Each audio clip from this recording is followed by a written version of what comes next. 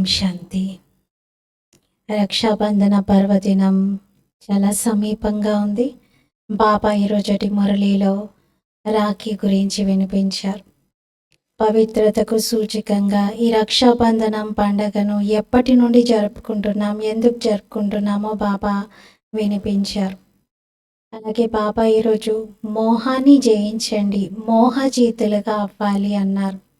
మీరు ఎంతెంత ఆత్మాభిమాని స్థితిలో ఉంటారో అంత సంతోషం పెరుగుతుంది అని చెప్పారు. శరీరాలతో ప్రేమ ఉండకూడదు, ఆత్మిక స్థితిలో ఉండాలి, ఆత్మాభిమానిగా అవ్వాలి, అప్పుడు సంతోషంగా ఉండగలుగుతారు అన్నారు.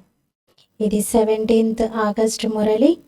मीठे बच्चे, विनाशी शरीरों से प्यार ना करके अविनाशी बाप से प्यार करो तो रोने से छूट जाएंगे. మధురమైన పిల్లలు, వినాశీ శరీరాలతో ప్రేమ పెట్టుకోకుండా అవినాశీ తండ్రిని ప్రేమించండి, అప్పుడు ఏడవడం నుండి ముక్తులవుతారు.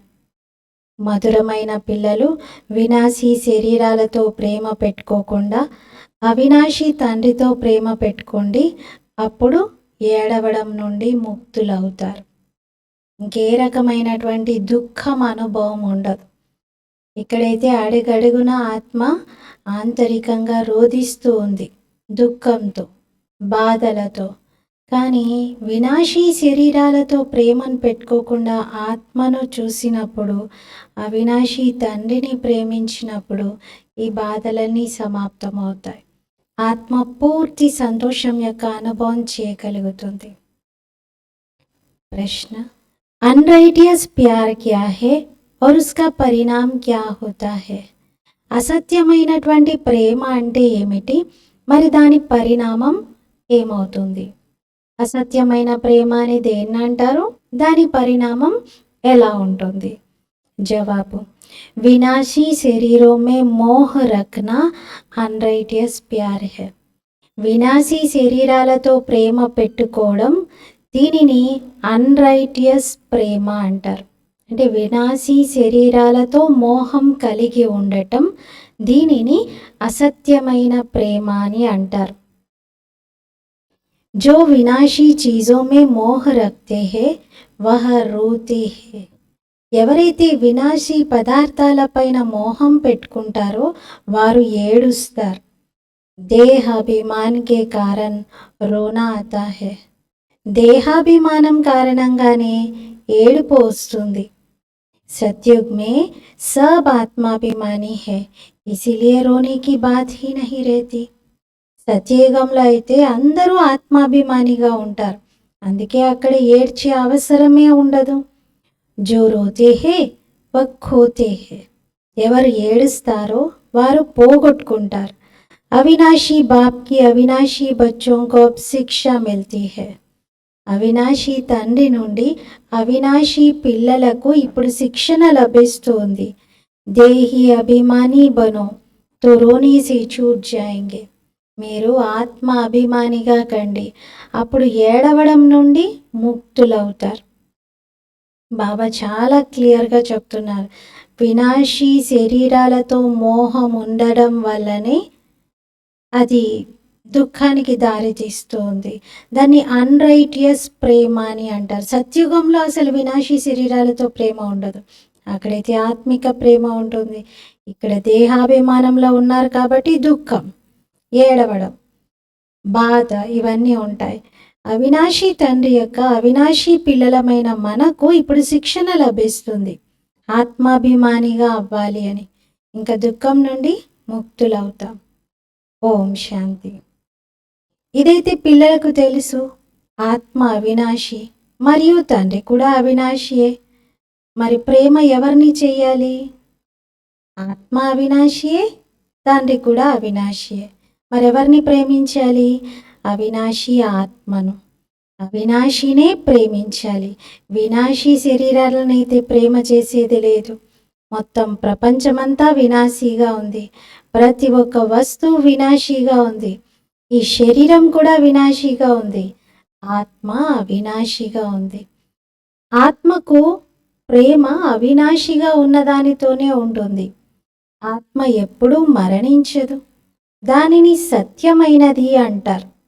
తండ్రి చెప్తున్నారు, ఇప్పుడు మీరందరూ అసత్యంగా తయారైపోయారు. ఎందుకు అసత్యంగా అయిపోయారంటున్నారు? ఏదో అబద్ధాలు ఆడేస్తున్నామని కాదు. ఇక్కడ అసత్యత అంటే అర్థము ఆత్మను అని అనుకోవడానికి బదులుగా స్వయాన్ని దేహంగా భావించడం. ఇది అన్రైటియస్. వాస్తవంగా అవినాశికి అవినాశితో ప్రేమ ఉండాలి. మరి మనమెవరమి? మనం అవినాశి. కాబట్టి మన ప్రేమ కూడా అవినాశిగా ఉన్నటువంటి తండ్రితో, ఆత్మలతోనే ఉండాలి. మీ ప్రేమ వినాశీ శరీరంతో ఏర్పడింది. అందుకే మీరు ఏడవవలసి వస్తుంది. అవినాశితో ప్రేమ మీకు లేనే లేదు. వినాశితో ప్రేమ ఉన్న కారణంగా ఏడుస్తున్నారు. ఇప్పుడు మీరు స్వయాన్ని అవినాశి ఆత్మగా భావిస్తున్నారు. కాబట్టి ఏడ్చే అవసరమే లేదు. ఎందుకంటే మీరు ఆత్మాభిమానిగా ఉన్నారు. మరి తండ్రి ఇప్పుడు పిల్లలైన మిమ్మల్ని ఆత్మాభిమానిగా చేస్తున్నారు. దేహ అభిమానిగా అవడంతో దుఃఖం, రోదన, ఏడవటమే జరుగుతుంది. వినాశీ శరీరం వెనక ఎంత ఏడుస్తూ ఉంటారు.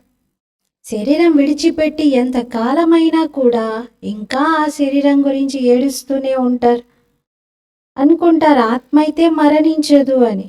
కానీ బాబా చెప్తున్నారు, స్వయాన్ని ఆత్మగా భావించాలి కదా. మీరు అవినాశి తండ్రి యొక్క అవినాశి ఆత్మలు. మీరు ఏడ్చే అవసరం ఏముంది? లేనే లేదు. ఆత్మ ఒక శరీరాన్ని విడిచి మరొక శరీరాన్ని ధరిస్తుంది.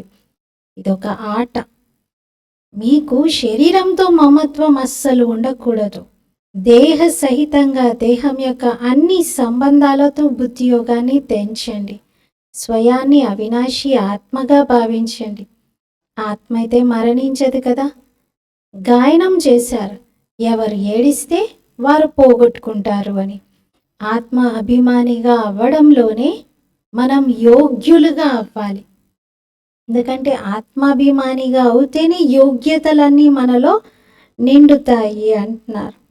మరి బాబా వచ్చి దేహ అభిమాని నుండి ఆత్మ అభిమానిగా చేస్తున్నారు. అంటే ఒక కాన్షియస్నెస్లో చేంజ్ తీసుకొచ్చారు బాబా. మిమ్మల్ని మీరు దేహం అనుకుంటున్నారు, కాదు సుమా, మీరు ఒక ఆత్మ. ఈ దేహాన్ని నడిపించేటువంటి డ్రైవర్ మీరు. ఈ శరీరానికి మీరు యజమాని అని బాబా చెప్పారు.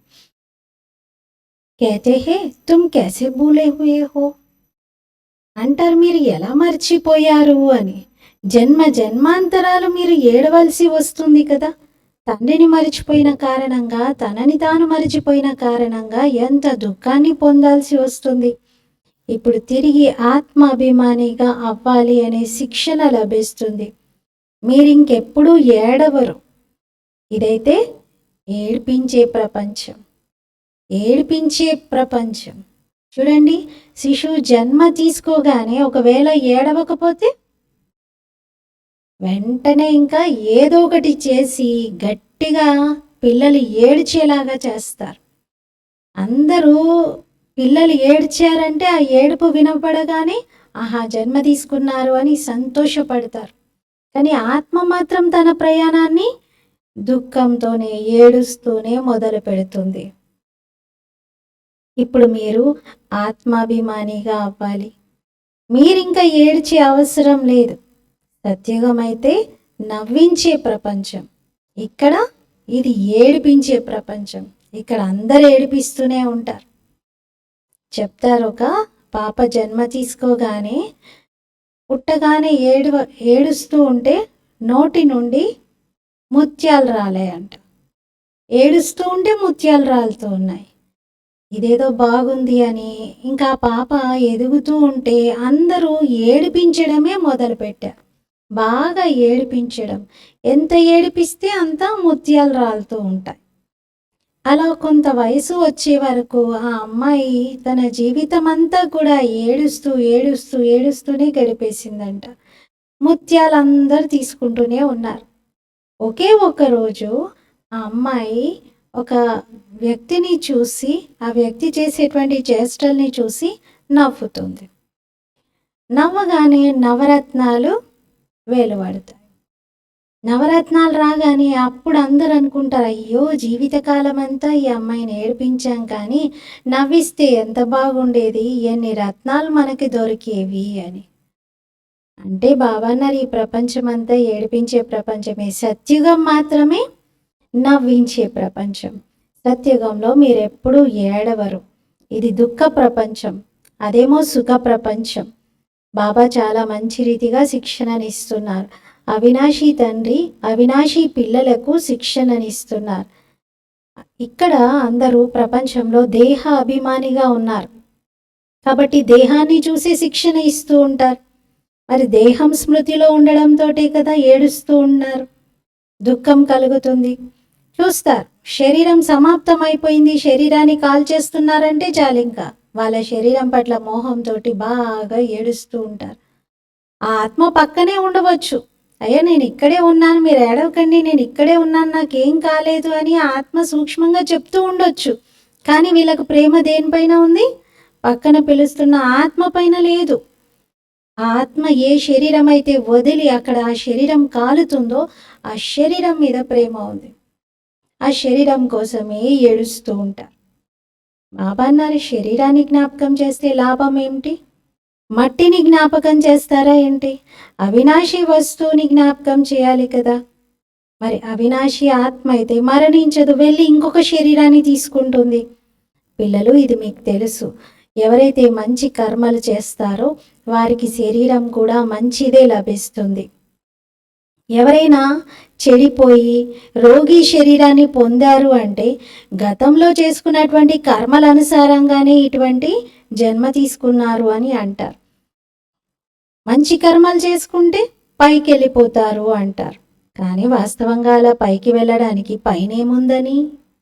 పైనైతే పరంధామం ఇల్లు, అందరూ వెళ్ళేదే. అక్కడ మంచి చేసుకున్న వాళ్ళైనా చెడు చేసుకున్న వాళ్ళైనా అందరికీ అడ్రస్ అదే ఇల్లు. కానీ ప్రత్యేకంగా మంచి చేసుకున్న వాళ్ళు పైకి వెళ్తారు అని అంటే ఏం పైకి వెళ్ళడము? అది స్థూలంగా పైకి వెళ్ళడం కాదు, స్థితిలో పైకి వెళ్ళడం అని అర్థం. ఉన్నతమైనటువంటి హోదాను పొందుతారు అని అర్థం. జన్మ మంచిగా లభిస్తే మళ్ళీ ఎందుకు క్రిందకు రావాలి? మంచి జన్మను అలాగే కాపాడుకోవాలి కదా. కానీ క్రిందకు వస్తూనే ఉంటారు. మీకు తెలుసు మనం ఎలా ఉన్నతిని పొందుతాం, ఎలా పతనంలోకి వస్తాము అని. భలే మంచి కర్మలతో ఎవరైనా మహాత్మగా కావచ్చు, అయినా కలలైతే తగ్గుతూనే ఉంటాయి కదా. బాబా అందుకే చెప్తున్నారు, ఈశ్వరుణ్ణి జ్ఞాపకం చేయడంతో మీరు మంచి కర్మలు చేయగలుగుతారు. మరి అల్పకాలికమైన క్షణభంగురమైనటువంటి సుఖమైన ఈశ్వరుడు తప్పకుండా ఇస్తాడు. భక్తి మార్గంలో తెలియక జ్ఞాపకం చేసినా సరే ఈశ్వరుడు అల్పకాలికంగా అయినా ఇచ్చాడు, సుఖం ఇచ్చాడు. కానీ మెట్లు క్రిందకు దిగుతూనే ఉంటారు. పేరైతే మంచిగా వస్తుంది వాళ్ళకి. ఇక్కడ మనుషులు మంచి చెడు పనులు చేయడంతో అందరికీ తెలిసిపోతారు, వీళ్ళు చెడ్డవాళ్ళు, వీళ్ళు మంచివాళ్ళు అని. రిద్ధి సిద్ధి చేసే వాళ్ళకు కూడా ఎంతో గౌరవాన్ని ఇస్తూ ఉంటారు. వారి వెనక మనుషులు ఎంత తిరుగుతూ ఉంటారు అంటే వాళ్ళని కలవాలని, వాళ్ళ ద్వారా ఏదో లాభాన్ని కలిగించుకోవాలని బాగా ప్రయత్నాలు చేస్తూ ఉంటారు. అదంతా అజ్ఞానం. సపోజ్ ఎవరైనా ఇండైరెక్ట్గా దానపుణ్యం చేశారు, ధర్మశాల హాస్పిటల్ కట్టించారు.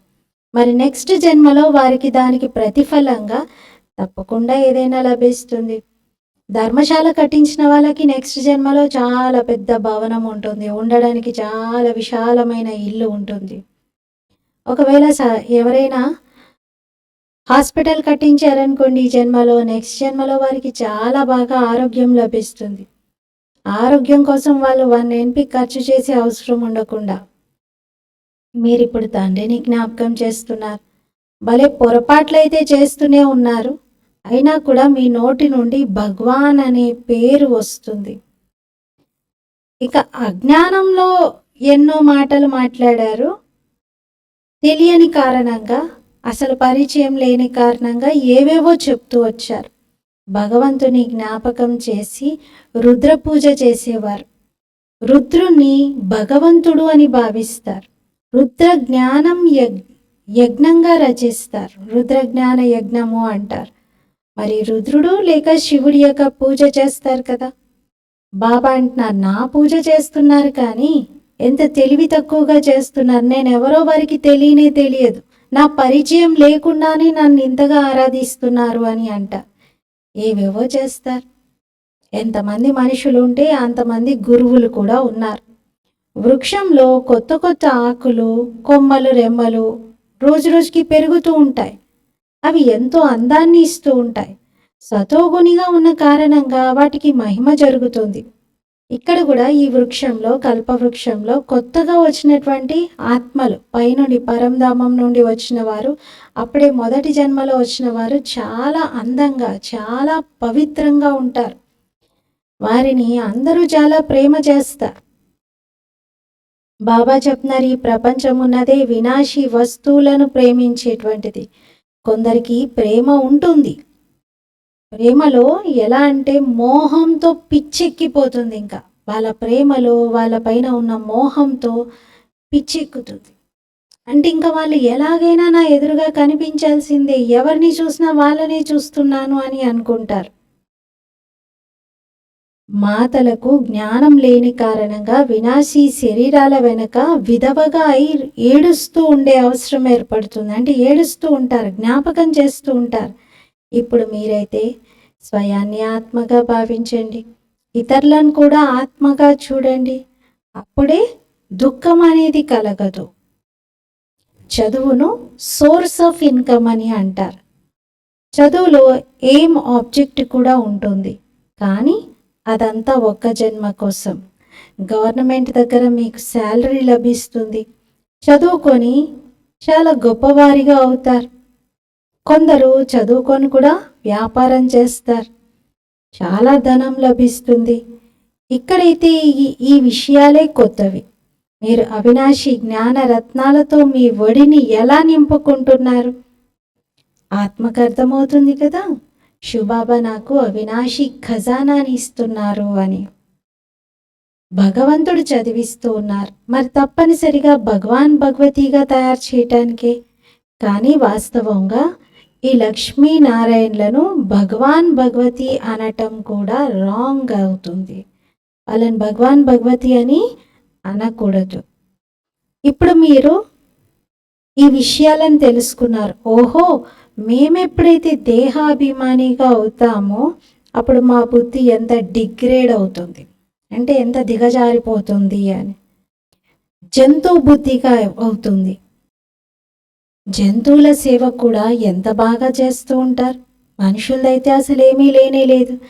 రేస్లో పాల్గొనేటువంటి గుర్రాలను ఎంత బాగా సంభాలిస్తారు.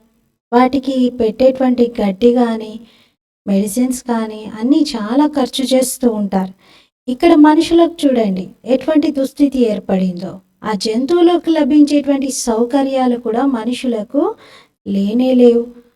కుక్కను ఎంత ప్రేమతో సంభాలిస్తూ ఉంటారు. విదేశాల్లో చూస్తే మ్యాక్సిమం అందరి ఇంట్లో ఏదో ఒకటి పెట్ యానిమల్ ఉంటుంది, కుక్క కానీ పిల్లి కానీ. వాళ్ళు ఎంత ఖర్చు పెట్టి దానికి ఎన్ని రకాల హంగులు చేసి ఎంతగా పోషిస్తూ ఉంటారు. వాటిని చాలా ప్రేమ చేస్తూ ఉంటారు, చాలా బాగా వాటిని నిమురుతూ ఉంటారు, వాళ్ళ పక్కనే పడుకోబెట్టుకుంటారు కూడా. చూడండి ప్రపంచం యొక్క పరిస్థితి ఎలా ఏర్పడిందో. ఆ కుక్కలు కూడా ప్రేమతో వాళ్ళని నాకుతూ ఉంటాయి నాలికతో. అలా బాబా అన్నారు, చాలా స్నేహం ఉంటుంది వాటితో. కానీ ప్రపంచం దుస్థితి ఎలా ఉందో చూడండి. జంతువులకు ఉన్నటువంటి సుఖం కూడా మనుషులకు లభించట్లేదు. సత్యుగంలో అయితే ఇటువంటి వ్యాపారం ఉండనే ఉండదు. మరి ఇప్పుడు బాబా చెప్తున్నారు, పిల్లలు, మాయా రావణుడు మిమ్మల్ని అసత్యంగా తయారు చేశాడు. అసత్యమైన రాజ్యం కదా, మనుషులు అన్రైటియస్గా అయిపోయారు. అందుకే మొత్తం ప్రపంచమంతా కూడా అన్రైటియస్గా మారింది. రైటియస్ అంటే సత్యంగా ఉండటం, అన్రైటియస్ అంటే అసత్యమైనది అని అర్థం. చూడండి రెండిటికి ఎంత తేడా ఉందో. కలియుగం యొక్క పరిస్థితిని చూడండి ఎలా ఉందో. నేను స్వర్గ స్థాపన చేస్తూ ఉన్నాను, మరి మాయ కూడా తన స్వర్గాన్ని చూపిస్తూ ఉంటుంది, టెంప్టేషన్ ఇస్తూ ఉంటుంది. ఆర్టిఫిషియల్ ధనం కూడా ఎంతగా పెరిగిపోతూ ఉంది. అనుకుంటారు మా కోసమైతే ఇక్కడే స్వర్గం ఉంది, స్వర్గంలో ఏమైనా మరి 100 అంతస్తుల మేడలు ఉంటాయా? అక్కడ ఇంత ఎత్తెత్తుగా కట్టుకుంటారా? ఉండవు. कैसे कैसे మకాన్ ఆది హోతే హై. ఇళ్ళని ఎలా అలంకరించుకుంటారో చూడండి. అక్కడైతే డబల్ స్టోరీడ్ బిల్డింగ్ కూడా ఉండనే ఉండదు. మనుషులు ఉండేదే చాలా కొద్ది మంది. చాలా ఎక్కువ భూమి ఉంటుంది. మీరేం చేసుకుంటారు? ఇక్కడ భూమి కోసం ఎంతగా గొడవ పడుతూ కొట్లాడుకుంటూ ఉంటారు. అక్కడ మొత్తం భూమంతా మీదిగానే ఉంటుంది. ఎంత రాత్రికి పగలుకు ఉన్నంత తేడా ఉంది. అక్కడ లౌకిక తండ్రి, ఇక్కడ పారలౌకిక తండ్రి ఉన్నారు. మరి పారలౌకిక తండ్రి పిల్లలకి ఇవ్వనిదంటూ ఏముంటుంది? అర్థకల్పం మీరు భక్తి చేస్తారు, దానివల్ల ముక్తి మీ లభించదు, అనగా నన్ను కలుసుకోరు. ఇది బాబా స్పష్టం చేస్తున్నారు. మీరు ముక్తిధామంలో నాతో కలుసుకుంటారు, నేను కూడా ముక్తిధామంలో ఉంటాను, మీరు కూడా ముక్తిధామంలో ఉంటారు. ఆ తర్వాత అక్కడి నుండి మీరు స్వర్గానికి వెళ్తారు. అక్కడ స్వర్గంలో నేను ఉండను. ఇది కూడా డ్రామాయే. స్వర్గంలో బాబా రాకపోవడం కూడా డ్రామాయే. మళ్ళీ ఖచ్చితంగా ఇలాగే రిపీట్ అవుతుంది. మళ్ళీ ఈ జ్ఞానాన్ని మర్చిపోతారు. ఇది కనుమరుగవుతుంది. ఎప్పటి వరకైతే సంగం యుగం రాదో అప్పటి వరకు గీతా జ్ఞానం ఎలా ఉండగలదు? మిగిలిన శాస్త్రాలు మొదలైనవి ఏవైతే ఉన్నాయో అవి భక్తి మార్గపు శాస్త్రాలు. ఇప్పుడు మీరు జ్ఞాన మార్గాన్ని వింటున్నారు. నేను బీజరూపుడను, జ్ఞానసాగరుడను. నేను మిమ్మల్ని ఏమీ చెయ్యనివ్వను, కాళ్ళు కూడా పట్టుకొనివ్వను. బాబా మన నుండి ఏ రకమైనటువంటి విషయాలను ఆశించట్లేదు. కనీసం నాకు దండం పెట్టుకోండి, కాళ్ళు మొక్కండి, నా కాళ్ళు కడగండి, ఇలాంటివి కూడా చెప్పట్లా. శివబాబాకైతే కాళ్ళే లేవు. ఇది బ్రహ్మ కాళ్ళు పట్టుకోవడం అవుతుంది. నేనైతే మీ సేవకుడను. వారి నిరాకారుడు, నిరహంకారి అని అంటారు. అది కూడా ఎప్పుడైతే వారు కర్మలోకి వస్తారో అప్పుడే నిరహంకారి అని అంటారు.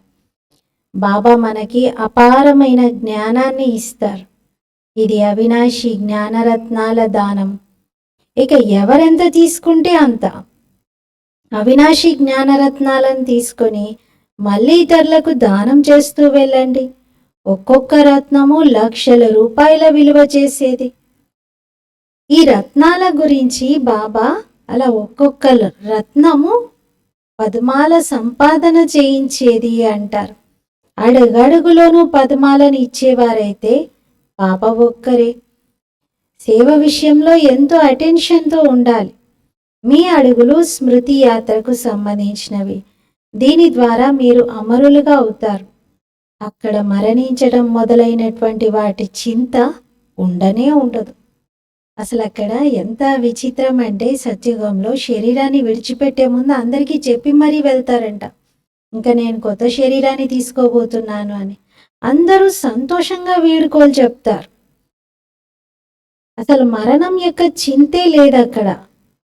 మోహజీత్ రాజు కథను కూడా వినే ఉంటారు. ఇది తండ్రి కూర్చొని అర్థం చేయిస్తారు.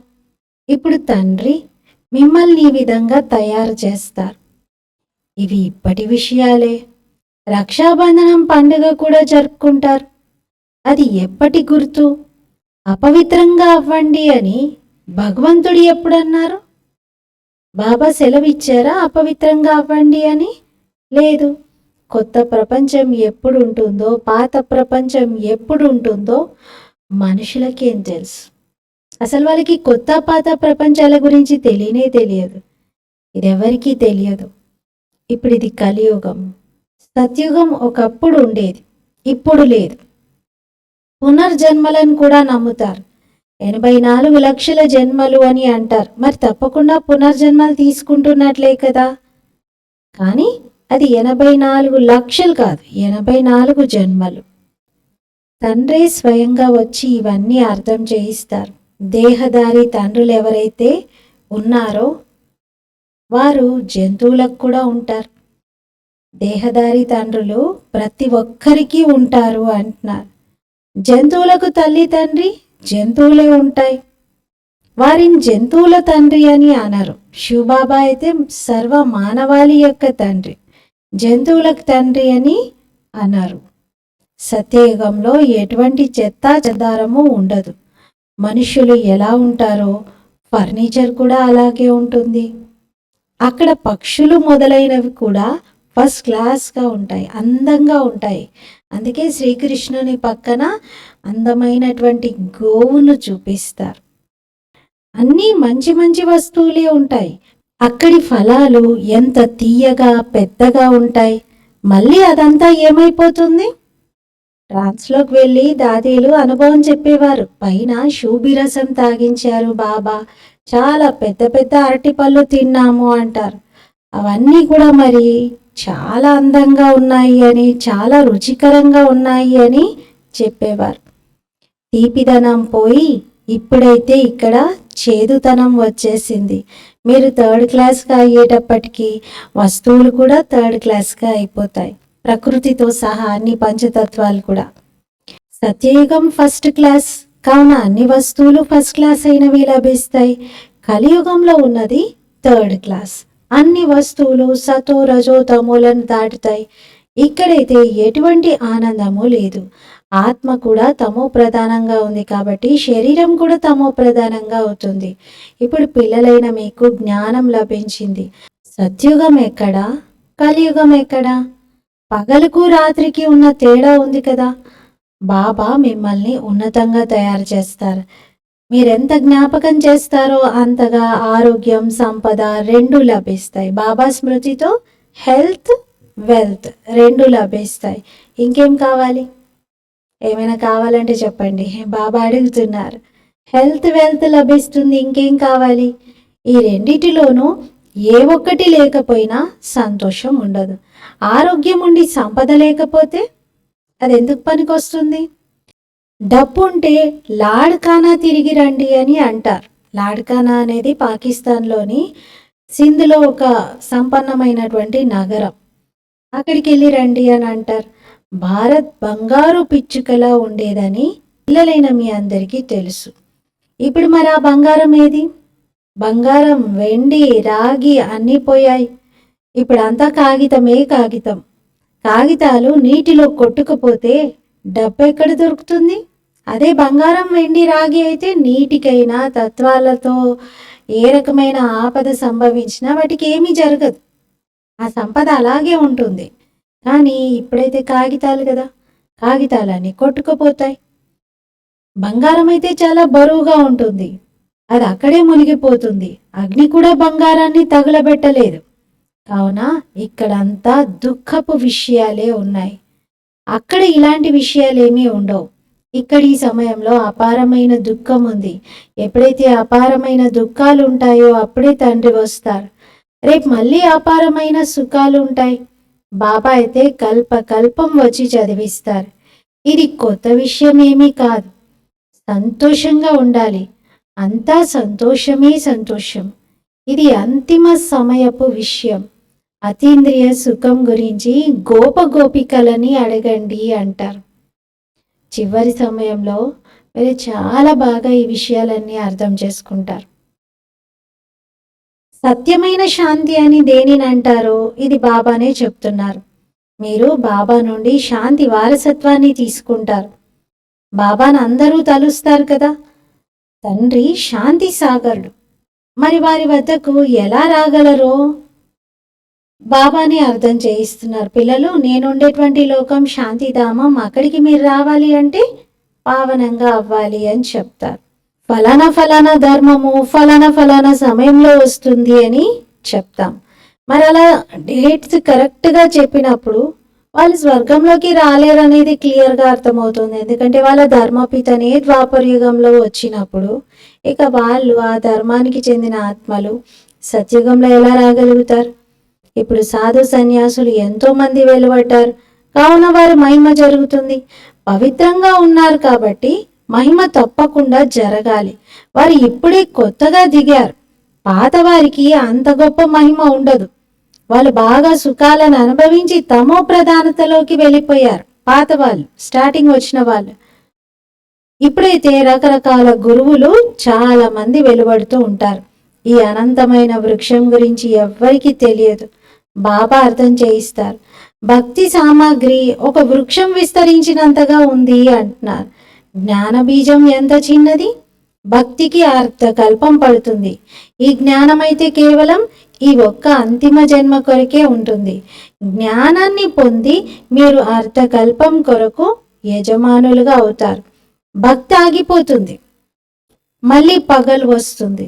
ఇప్పుడు మీరు సదాకాలం కొరకు హర్షితంగా అవుతున్నారు.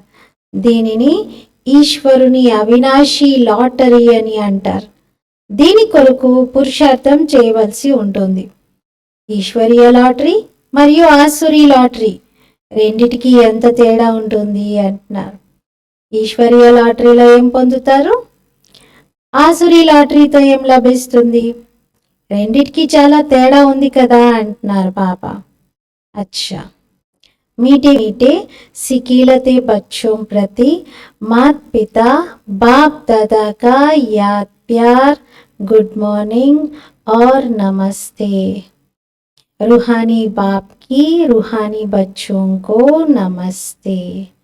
हम रूहानी बच्चों की रूहानी बाप दादा को याद प्यार, गुड मॉर्निंग और नमस्ते। मेरा पापा मीठा पापा प्यारा पापा शुक्रिया पापा। धारण కోసం मुख्य सारमु फर्स्ट पॉइंट, तुम्हारी याद के हर कदमों में पदम है। మీ స్మృతి యొక్క ప్రతి అడుగులో పద్మాలు ఉన్నాయి. దీనితోనే అమర పదవి ప్రాప్తించుకోవాలి. అవినాశి జ్ఞాన రత్నాలు ఏవైతే బాబా ద్వారా లభిస్తున్నాయో వాటిని దానం చెయ్యాలి. సెకండ్ పాయింట్, ఆత్మాభిమానిగా అపారమైన సంతోషమును అనుభవం చెయ్యాలి. శరీరాలతో మోహాన్ని తొలగించుకొని సదా హర్షితంగా ఉండాలి. మోహజీతులుగా కావాలి. బాబా ఫస్ట్ పాయింట్లో మీరు అమర పదవిని పొందాలి, అవినాశి జ్ఞానరత్నాలని దానం చేయాలి అంటున్నారు. అమర పదవి, అవినాశి జ్ఞానరత్నాల దానం. సెకండ్ పాయింట్లో ఆత్మాభిమానిగా అవ్వాలి, మోహజీతులుగా అవ్వాలి అంటున్నారు.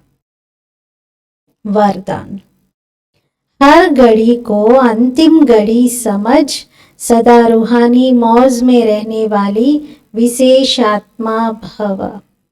ప్రతి గడియను అంతిమ గడియగా భావించి సదా ఆత్మిక ఆనందంలో ఉండేటువంటి విశేష ఆత్మా భవ.